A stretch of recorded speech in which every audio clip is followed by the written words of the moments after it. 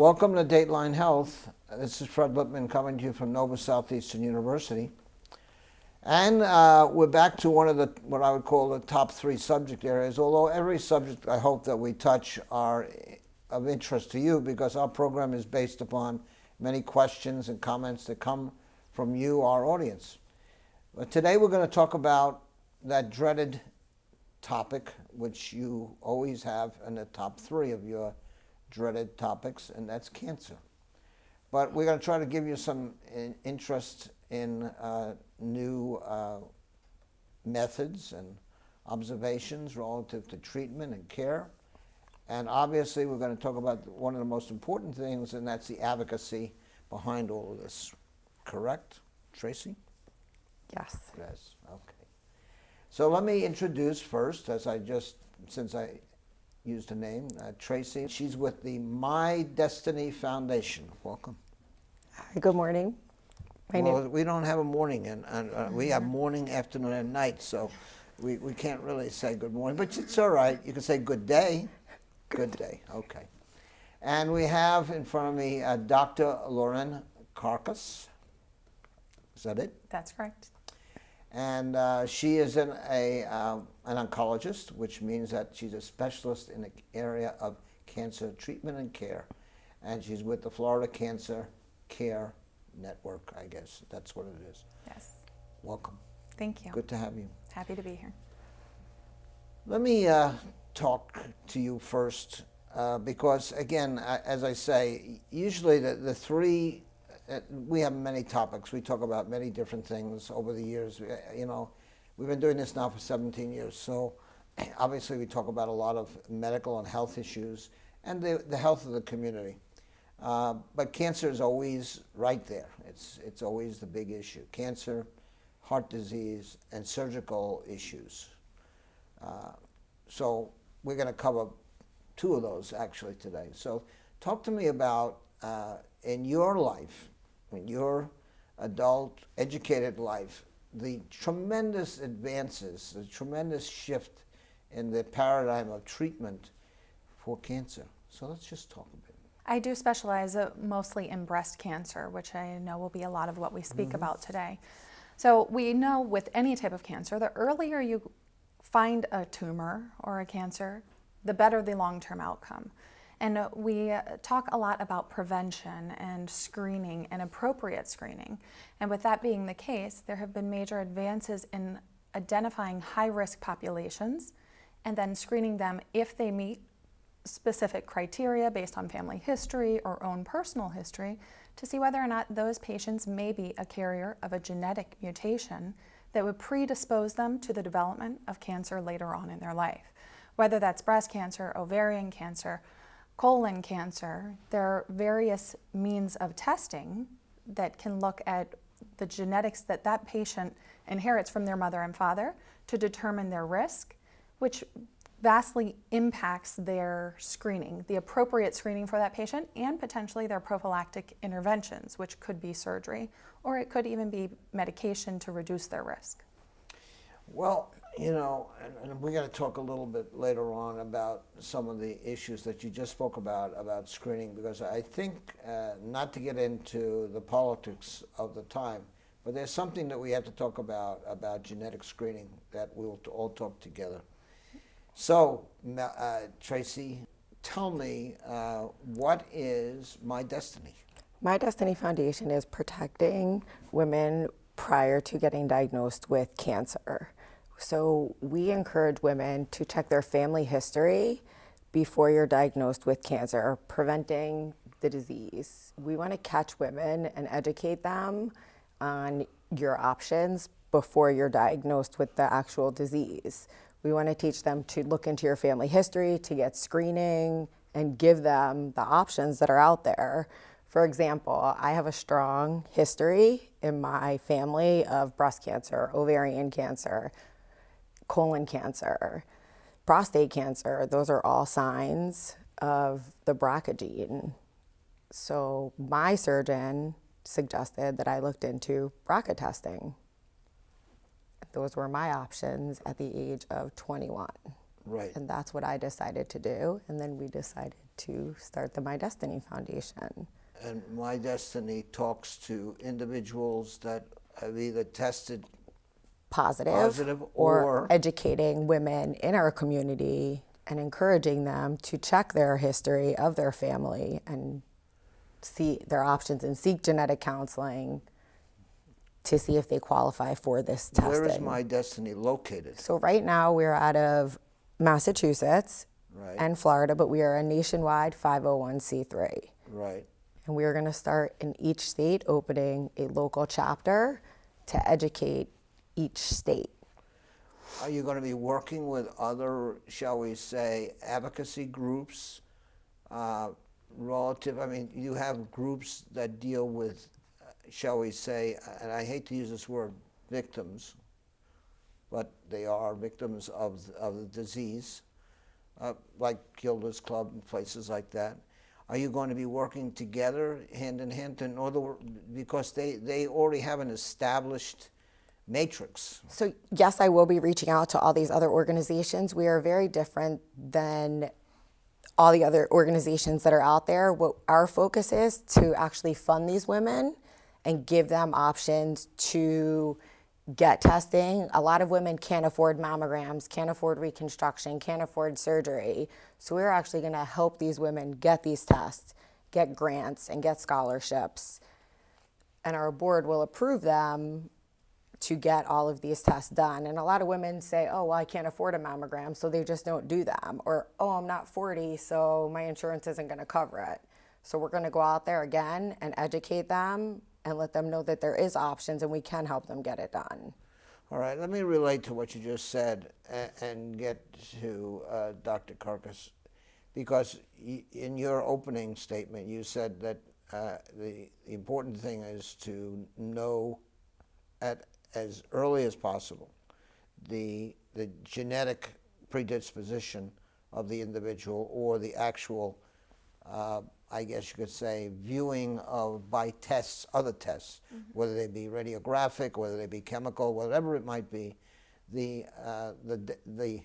destiny of that particular person. So, what do you do when you come about and you are actually in the process of treatment to talk to the other members of the family and their siblings? So in an ideal setting, typically when I see patients, unfortunately they have already had a diagnosis of either precancer or cancer.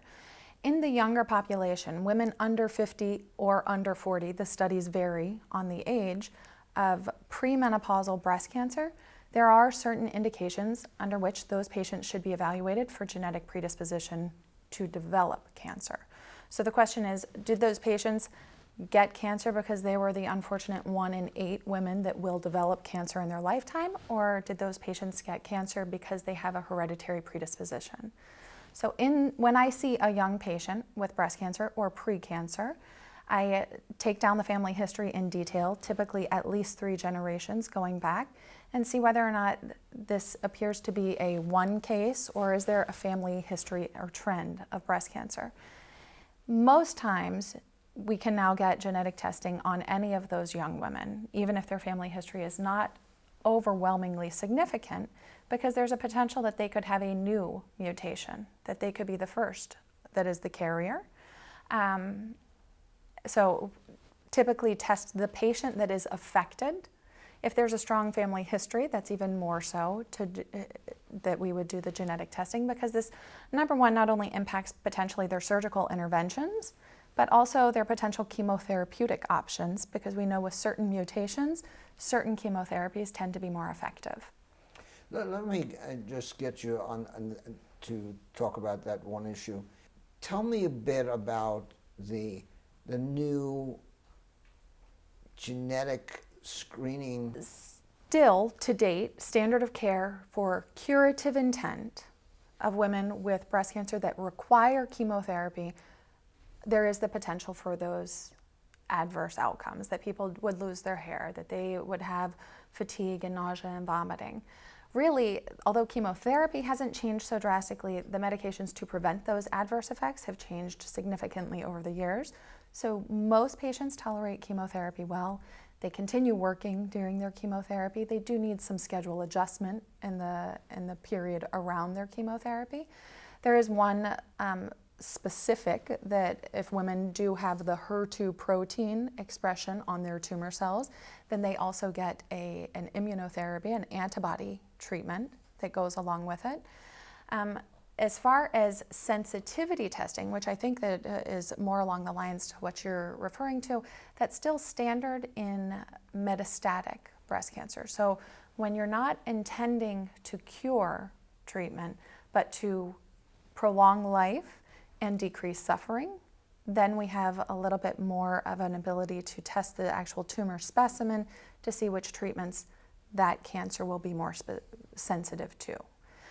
There's also a big change, and many treatments are in clinical trials on specific immunotherapy that are more targeted.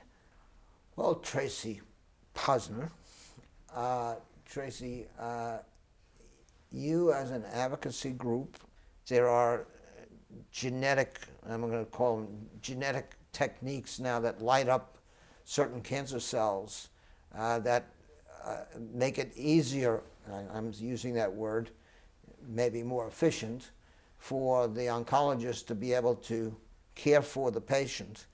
Do you find in your advocacy that there are people that are asking these questions now?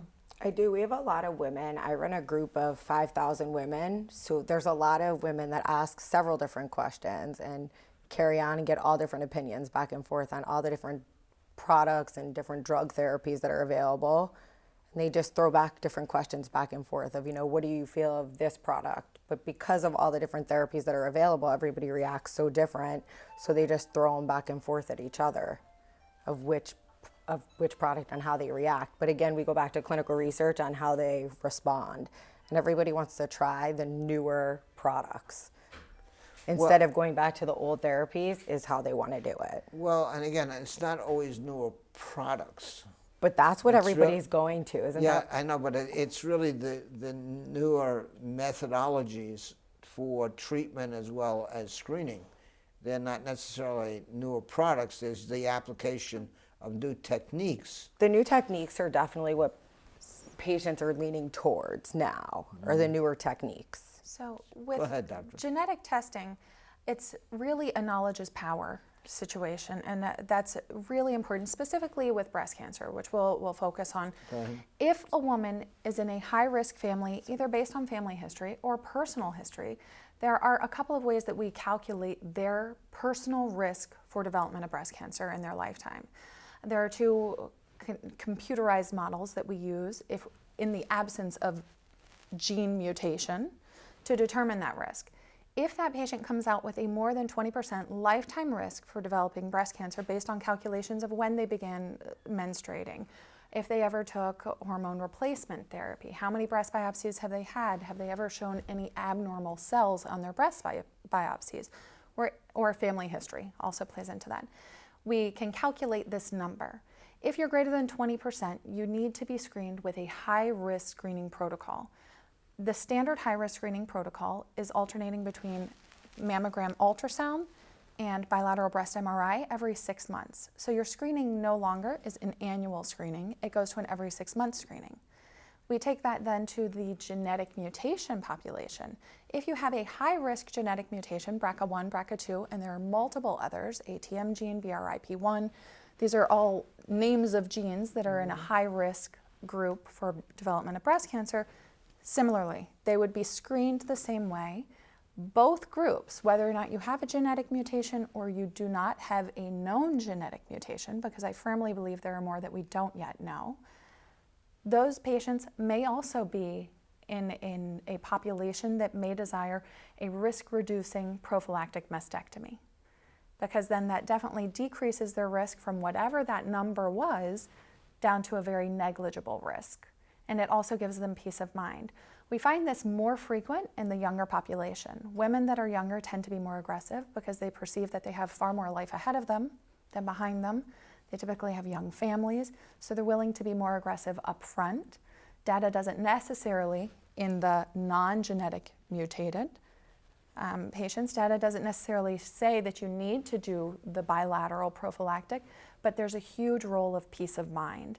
And I think a lot of what Tracy's foundation is doing is talking about what that risk is with patients and what their options are, and trying to more capture that at-risk group and letting them know their potential risk and their potential treatments. So Tracy, before the program we spoke, and you said that you're not nervous of being on the set because you've been to Washington, you had to talk in front of various committees. Tell me what you talked about. So let me explain to you why I do my destiny. So I'm actually BRCA positive. Right. And I was diagnosed pre-Angelina Jolie being BRCA positive. And I took preventative action myself, and I'm a survivor. I had predisposition to getting cancer with a high risk and decided that I wanted a family. So I had a family and decided that I wanted a hysterectomy and a prophylactic bilateral mastectomy.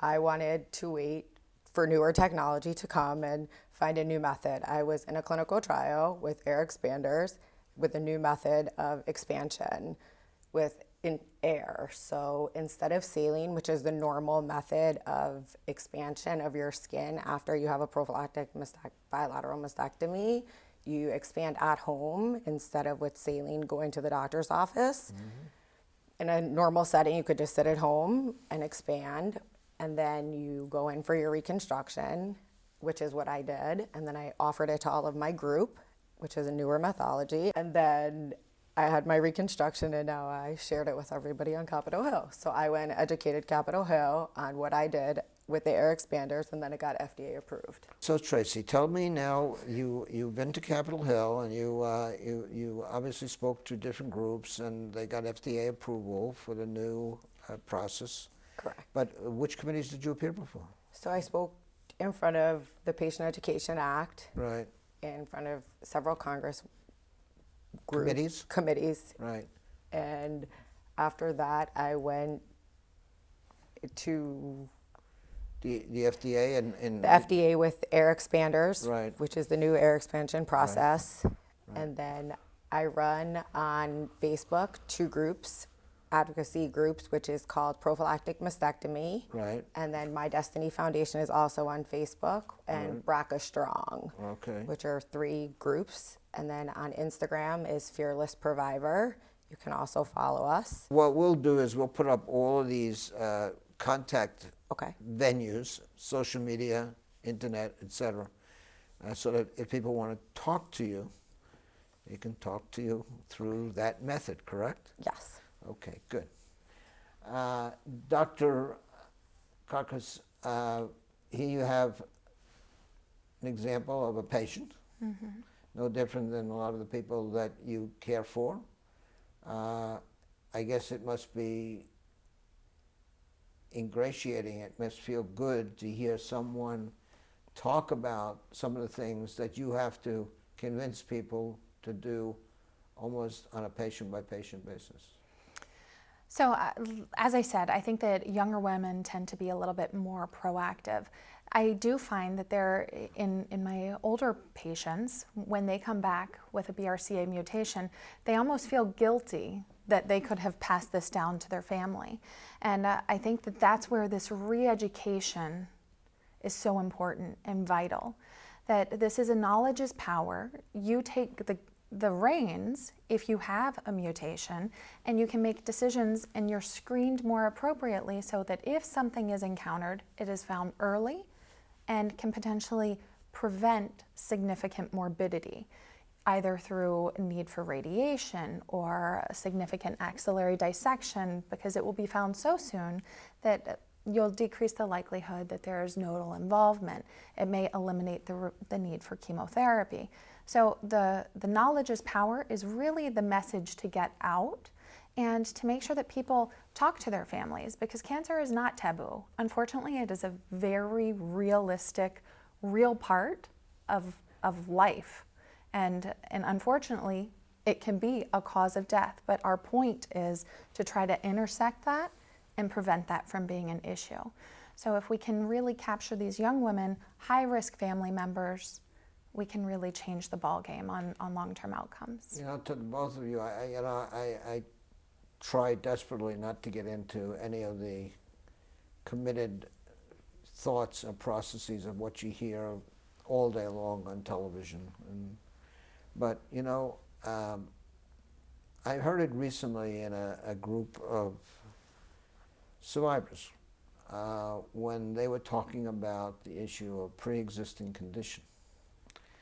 And, you know, there are so many reasons why we should be doing genetic testing early on. I mean, the male species that has a dad that shows the elements of prostatic cancer that can be treated, or the male or female child, nephew, niece, son, daughter that finds out that mom, dad, or sister has colon cancer. They need to be tested, correct? But the minute that happens, and again, I'm being very cautious because I don't want to get into the political dialogue here, but the pre-existing issue comes into play. And that's why I think that the whole issue of pre-existing condition is something which is being spoken of with such intensity at this point in time. It is a very difficult situation. A lot of my patients that come in with strong family histories just for genetic evaluation, we do speak of this. We don't necessarily speak about health care coverage pre-existing, but really ability to get disability insurance and ability to get life insurance based on the findings of testing. Right. So what many of these young patients do, because the cost of the genetic testing has come down so drastically that it is affordable to most people over a couple of months. A cash pay for a hereditary cancer panel or a high-risk panel is less than $500. Used to do 2 genes was in the $3,000 to $4,000 range. So it's come down because the technology is better and less expensive. So many of those patients choose to run it outside of their insurance, do not run it through their health insurance coverage, so that they are the only ones privy to that information and can make their decisions the way that they want to make their decisions before any action is taken. Obviously, if it is a negative test, then they feel pretty good about it and they don't need to worry. If they come back with some type of positivity, at some point they have to go back and lean on their health insurance based on that finding, but they at least have a little bit of the freedom to make sure that their life insurance and their disability insurance are at the points where they want to make them. But you're absolutely right, it definitely impacts things, and hopefully it will not be taken away. Tracy? There is actually Penn State is doing a vaccine. They're working on a vaccine, and there is a company called Heritix, Hertix, that is working, that's a nonprofit, that is working on what is to come in the future for my generation, for my daughter. I have a daughter and a son. What's going to happen? They're at risk, obviously, of 50%, I believe, correct? Yeah, to get the 50% gene. that each one of them will have the What's going to gene. happen? I have a little girl that's at obviously a risk. And believe it or not, actually the little boy is just as much as a risk. So BRCA mutations are not specific to women. Men with a BRCA mutation are at increased risk for male breast cancer. They're at increased risk for prostate cancer. There's also an increased risk for pancreatic cancer. So it is not specific to women, just like you were saying. It does affect both sexes.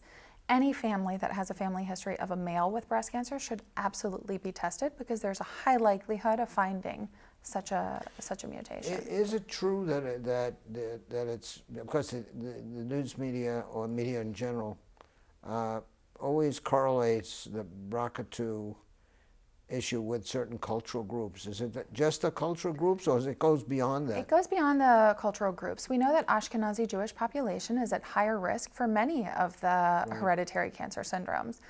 But there's a large pocket in the Caribbean of BRCA mutations. And I see patients of all backgrounds with mutations. It's not always specific. There's a big intertwining and a dilution of lineage, really. People are interracial marriaging, cross-religion marriaging, backgrounds. So we're diluting that down, but we're also spreading out a little bit of that risk to non-traditional populations. I'm a big fan of Dr. Gates' shows on public television. So he always explains to people, well, you know, you really, this is what, you know, they start to show what part of your spectrum is. So there's a lot of, it has something to do with it. It has to do with a lineage of almost a 1,000 years. So now we're down to the last couple of minutes of this show, and I want to give you the opportunity, Tracy, to talk about Destiny, look at that camera and tell people why they need to get involved with Destiny. So my Destiny would like to educate women before the cancer catches you. We thank you for your advocacy. We're going to let everybody know how to reach you. Isn't that right, Dr. Lauren Carcas? Yes, That's absolutely. what it's all about, right? It sure The is. strength of advocacy is as important to you as a oncologist as the medications and the surgery that you do. Absolutely. No question about it. Well, folks, I hope that you got something out of this show to recognize that not only knowledge and capability with a trained oncologist physician is imperative for your health and your care, but equally as important is the strength and of the advocacy of individuals and I want to say that she's a heroine, but yet I would say that she's no different than you are, but what she's doing, she's asking you to be what she is, and that is an advocate to fight against this heinous disease called cancer. How's that? Did I do okay? Yes. There you go. Okay, so folks, again, we're going to give you the names. We're going to give you the addresses of these different organizations. I want to thank Dr. Lauren Carcas, Thank you. oncologist from Florida Cancer Care. Where is Florida Cancer Care, by the way? We have an office in Plantation and an office in West Boca. Thank you. And we have Tracy Milgram-Posner, who did a terrific job. And let me tell you something, tears are strength, so don't ever fight them back. Tears are strength. Remember, folks, I always tell you to take good care of yourself, so you hear today that don't just let things go by and don't push them off to the side. You have to take good care of yourself. This show is called Dateline Health. We come to you from Nova Southeastern University. My name is Fred Lippman. Until next time, see you.